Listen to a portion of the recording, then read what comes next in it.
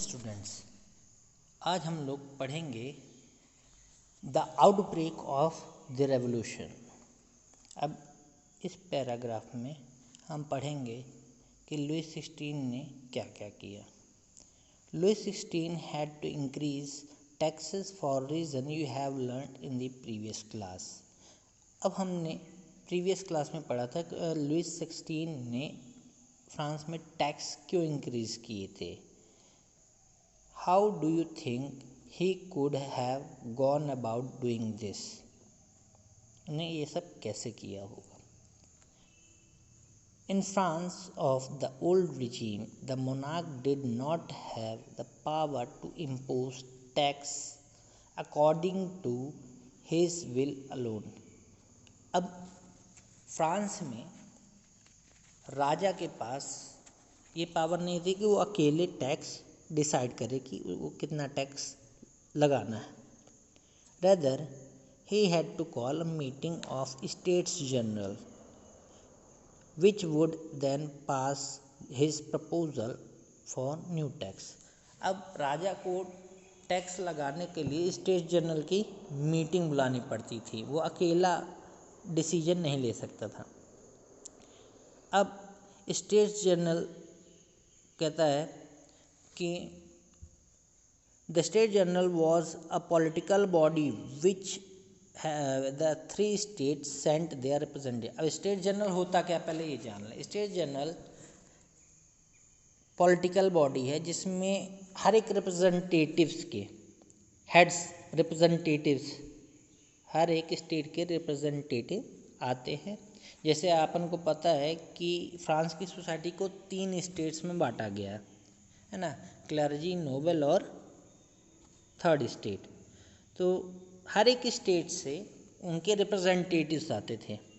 अब क्या हुआ, फ्रांस में मोनार्की अकेले तो डिसीजन ले नहीं सकती थी। How the monarchy alone could decide when to call a meeting for of this body. The last time it was done was in 1614। Last time ये स्टेट जनरल की मीटिंग कब बुलाई गई थी? 1614 में। दोबारा कब बुलाई गई? 5 मई 1789, नीचे दी हुई है डेट। पहली बार 1614 में, दूसरी टाइम 5 मई 1789। अब यहाँ असेंबली, ये मीटिंग कहाँ हुई थी? वर्साइलेस पैलेस की असेंबली हॉल में, ठीक है। अब इन्होंने मीटिंग बुलाई। अब हर एक स्टेट से, फर्स्ट स्टेट से 300 members, second state that is noble, वहाँ से 300 रिप्रेजेंटेटिव्स आए। लेकिन थर्ड स्टेट से कितने? 600 मेंबर्स आए और वर्साइलेस पैलेस के हॉल में मीटिंग हो रही थी। अब फ्रांस की एक पॉलिसी थी कि एक स्टेट एक वोट कहलाएगा, ठीक ना। अब फ्रांस में फर्स्ट स्टेट और सेकंड स्टेट को क्या था, एक प्रिविलेज प्रोवाइड किया था उनको बाय बर्थ। क्या था कि वो टैक्स पे नहीं करेंगे, ठीक है ना, और वो अपने हिस्से का टैक्स थर्ड स्टेट से कलेक्ट करते थे। अब यहाँ पे जो थर्ड स्टेट था उन्होंने क्या किया, इसके अगेंस्ट प्रोटेस्ट किया। उन्होंने बोला नहीं, एक स्टेट एक वोट लेके लाएगा, यहाँ पे एक मेंबर का एक वोट होगा, ठीक है। हर पर्सन का अपना खुद का एक इंडिविजुअल वोट होगा। अब वहाँ पे असेंबली हॉल में जहाँ पे मीटिंग लगी थी वर्साइलेस पैलेस की, ये थर्ड स्टेट्स लंबी चौड़ी लिस्ट लेके आए अपने डिमांड्स की, अपनी प्रॉब्लम्स की। 40,000 लेटर्स थे, है ना, 40,000 लेटर्स वर देयर। और राजा ने उन सभी डिमांड्स को क्या कर दिया? डिनाई कर दिया, मना कर दिया कि ऐसा कुछ भी फुलफिल नहीं किया जाएगा। अब आगे क्या होता है? Voting in the state general in the past had been conducted according to the principle that each state had one vote, पहले के समय पे क्या था कि एक स्टेट का एक वोट था। This time too Louis 16 was determined to continue the same practice. वो चाहता था इस बार भी वैसा ही हो, लेकिन क्या हुआ, थर्ड स्टेट के मेंबर ने क्या किया, इसका रिवॉल्ट कर दिया। ठीक है ना, उन्होंने कहा ऐसा नहीं होगा। Where each member would have one vote, वो कहते कि हर एक मेंबर का अपना खुद का एक वोट होगा। This was one of the democratic principle put forward by the philosopher like Rousseau in his book the social contract. और ये जो फिलोसोफर थे, ठीक है ना, थिंकर रोजियो, इन्होंने अपने बुक में ये बात लिखी थी कि हर एक इंडिविजुअल का अपना खुद का, हर एक मेंबर का अपना खुद का वोट होना चाहिए, जिसको किंग ने रिजेक्ट कर दिया। The representative of third state viewed themselves as spokesman for the whole French nation. अब थर्ड स्टेट के रिप्रेजेंटेटिव ने कहा कि अब हम खुद की अपनी क्या बनाएंगे, गवर्नमेंट बना लेंगे, नेशनल असेंबली बना लेंगे। और उन्होंने बनाना भी चालू कर दिया। उन्होंने अपने आप को फ्रांस की गवर्नमेंट मान लिया। कब? On 20 June they decided in the hall of indoor tennis court in the ground of Versailles. Versailles के इंडोर टेनिस कोर्ट में उन लोगों ने इकट्ठा होके अपने आप को नेशनल असेंबली डिक्लेयर किया और उन्होंने अपना कॉन्स्टिट्यूशन बनाना चालू कर दिया। उन्होंने बोला जब तक हमारा कॉन्स्टिट्यूशन नहीं बन जाएगा हम नहीं जाएंगे।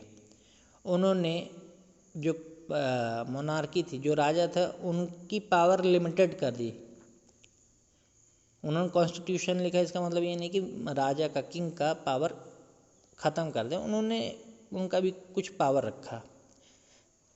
दे वर लेड बाय मीराब्यू एंड एबेसियस। अब ये लोग कौन थे? ये लोग भी थिंकर्स थे, ठीक है ना।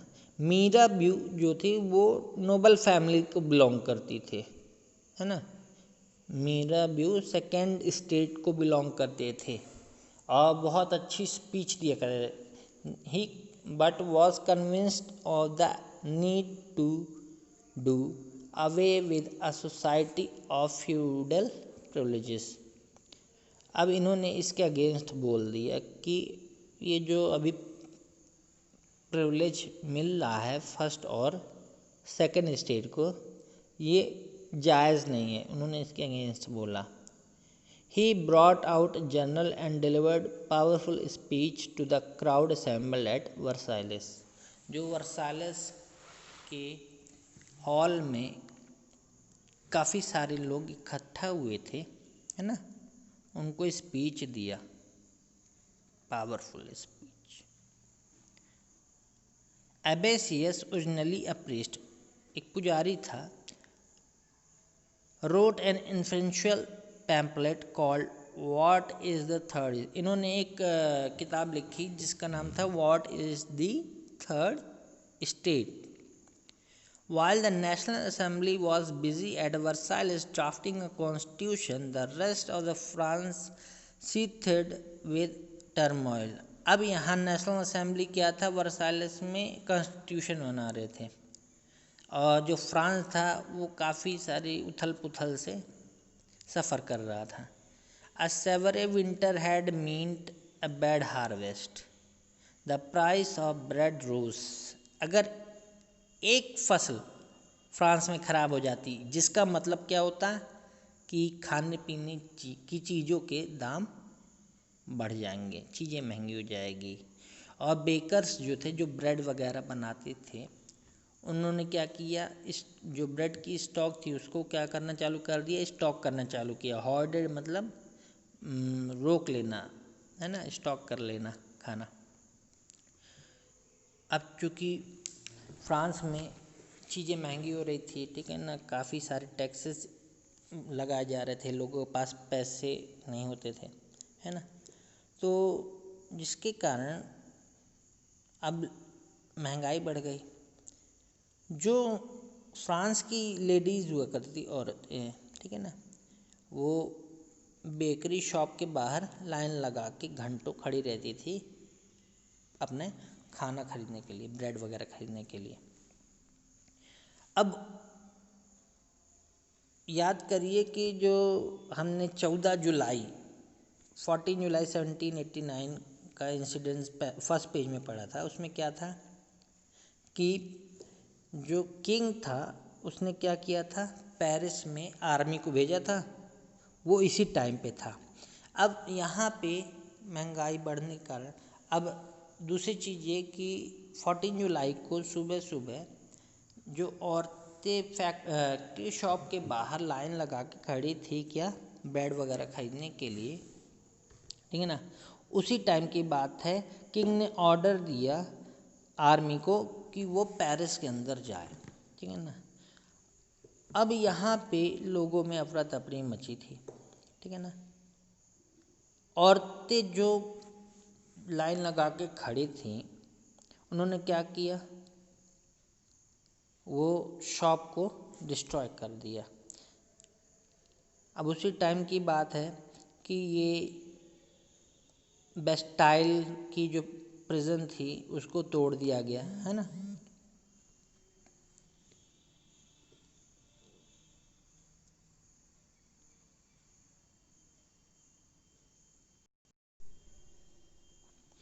In the countryside, rumor spread from village to village. The Lord of Manure had hired band of brigands who were on their way to destroy the ripe crops. अब सिटी के आसपास के इलाकों में, कंट्री साइड, ठीक है ना, ये गांव में ये अफवाह फैल गई कि जो मैनोर के जो राजा थे, ठीक है ना, उन्होंने कुछ डाकुओं को हायर किया है फसल को खराब करने के लिए, ठीक है ना। जिसके कारण लोगों में क्या हो गया, फ्रेंजी ऑफ फेयर, डर भर गया। पेजेंट्स ने क्या किया, अपने जो काम करने के औजार थे वो सब उन्होंने बंद कर दिए, ठीक है, छोड़ दिए। और उन्होंने क्या किया, अटैक किया चैटुक्स।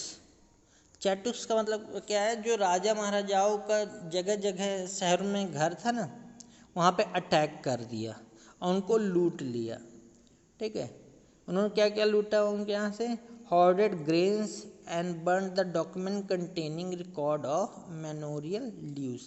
अब जो उन्हें मैन्योर के लॉर्ड को जो ड्यूज देने थे, उन्होंने उसके सारे डॉक्यूमेंट्स क्या किए, जला दिए, और सारा का सारा वहाँ का फूड ग्रेन्स उन्होंने लूट लिया। A large number of nobles fled from their home and many of them migrating to neighboring countries। अब जिसके कारण कई सारे राजाओं को, ठीक है ना, नोबल्स को, नोबल्स कौन, जो सेकंड स्टेट के, कई सारे नोबल्स को क्या करना पड़ा, माइग्रेट करना पड़ा, उनको कंट्री छोड़ के जाना पड़ा।